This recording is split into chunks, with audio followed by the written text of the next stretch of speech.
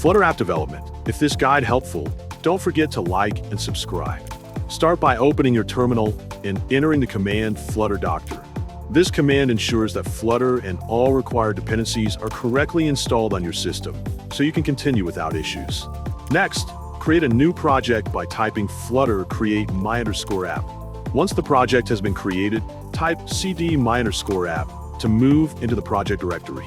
After entering the directory, type code to open the project folder directly in Visual Studio Code. Inside the editor, navigate to the lib folder, which stores the main source code of your Flutter application. Then, open the main.dar file and insert the program that you want to run. For accuracy, you can copy the script from the pinned comment provided below. After completing the code setup, reopen your terminal and type flutter build APK to begin building the application. The command will compile the project into an Android package file.